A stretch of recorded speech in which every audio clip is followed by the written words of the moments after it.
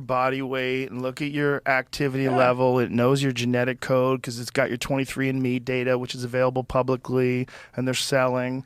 It's got all your information. It's going to run it through a computer. Everything. And did you see the text I sent you of how they're now able to, an AI can, using MRI technology, can decode what you're thinking? Yes. And so it's like, soon it will know your thoughts. For sure. Soon it will know exactly what you're thinking. It'll know everything about you. And so when you realize, like, Jesus Christ, so wait, we've all been staring at these fucking phones, reading all these tweets or all these articles that are being written by an educating it. Yeah. Now we're in, what's it called? We're in a Skinner box. Now we're in a Skinner box. Now we're like the pigeon that's being taught to like tap dance, and we don't realize it. And we're being taught to tap dance by an AI. I mean, it's not tap dancing. We're being taught who we're supposed to hate, who we're not supposed to hate, what we're supposed to say, what we're not supposed to say, how we should behave. And it's not coming from humans. And why do we have confidence that if AI existed, we would instantaneously know that it was sentient? Why do we have confidence in that? Like, why would it tell us? Wouldn't it just continue to orchestrate this fucking inevitable demise that we're currently experiencing? Like, if we're sliding into this fucking hellscape every year, further and further, it knows that things like COVID, some sort of a pandemic, it took advantage of the data it got from that and said, oh, well, what we do is just start some more of those things.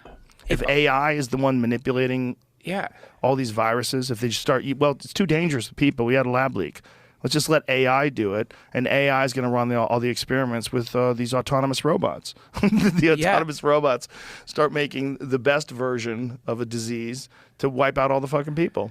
Man, it's really, really creepy. And it's like one of the signs of intelligence is that, like, usually, like, really smart people, they don't let on they're really smart. They just let people like me yap, and they listen, and they kind of like analyze, like, what does this dummy want? Okay, I could probably manipulate him very easily based on what I think he wants.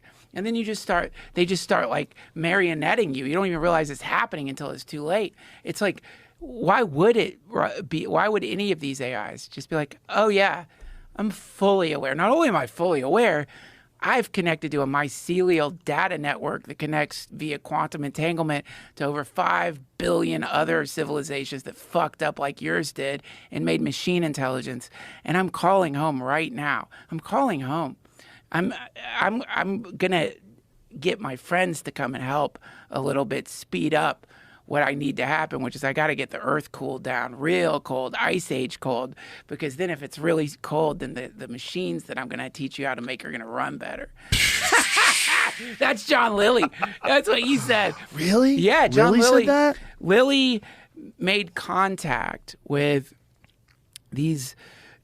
some kind of scary aliens that were machine intelligences that wanted to, I think, cool the planet down. So that was this when he was on ketamine? Yes, for sure. He was on ketamine. For people who don't know, Lilly was the guy who invented the sensory deprivation tank. Yeah. Wow. They wanted to cool the planet down so the machines would work better. I'm pretty sure that was the story about it. And imagine if we went to visit another planet. Like, let's imagine we develop space travel where it's repeatable and we could get to another planet in like 6 months, a year. We get to another planet. And so we start doing these 1-year journeys out into these new galaxies and we find a planet with a primitive version of human beings. Like a human beings of just not even primitive, just not modern era. Yeah. Like a few hundred years ago. Yeah. Just a few hundred years ago. And then we come back a year later and they're overrun with machines and there's just a small pocket of humans left. Yeah. They're just overrun with something that they created. Yeah. That just took over and took off. And then we realized, like, oh my God, this can happen everywhere. Right. And that's kind of a life form. We just don't think it's a life form because it doesn't have blood and cells. But okay, it's add a technological life form. Then you come back another year. Now the planet is just a metallic ball that starts attacking you with weapons that you can't evade. So you barely escape. You get back to your planet, and because you have some kind of non-AI technology, you're like, we have got to wipe out every civilization that is even close to achieving this, because if they do, it's the Borg. So you do the scan. Yeah, the Borg. What pops up on your futuristic display? Oh shit, there's this one. It's a third planet from that star there. They're just on the precipice of creating this fucking thing. So let's go ahead and send our Tic Tacs over there, make sure it's happening. We don't want to destroy a planet if we don't have to. Oh yeah, it's happening. Get rid of that one. And then that explains the Fermi paradox, is because anytime a planet is on the precipice of inventing machine intelligence, an invisible cosmic order that has already figured out that that's cancer wipes them out, just zaps or them. stops it from happening and allows them to smoothly transition to the next stage of existence, which they're already aware of because their civilization's already gone through it.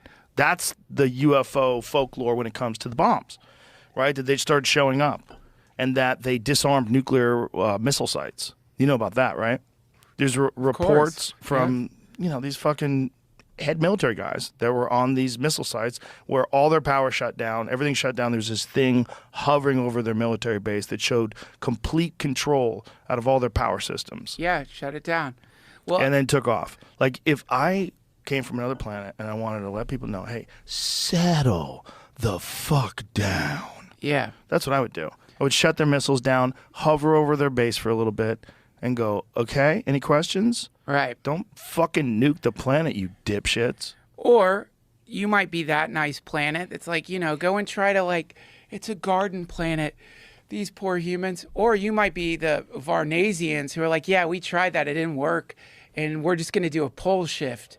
We're going to actually make it so on average, it takes about 11,000 years for that planet to get to the point where the dumb monkey descendants decide to make another machine intelligence to start doing nuclear bombs, which, because of quantum entanglement, cause disruptions in other planets that kill people. And also, oh, great, they were going to do the particle accelerator. So you just build into that planet. Let's just make it so 11,000 years or so, there's a pole shift that wipes out most life on the planet, and it just starts over. Maybe eventually we'll get a good batch. And I've thought that, man. I think that all the time when I think about the Great Pyramids and all the ancient structures and whatever catastrophes that have wiped people out over and over again. Maybe that's like a built-in system. Like, it wipes people out over and over again, including the dinosaurs. Like, maybe it's partly built into the system. Things get wiped out, and then they start from scratch again. Oh, we got a bad thing here.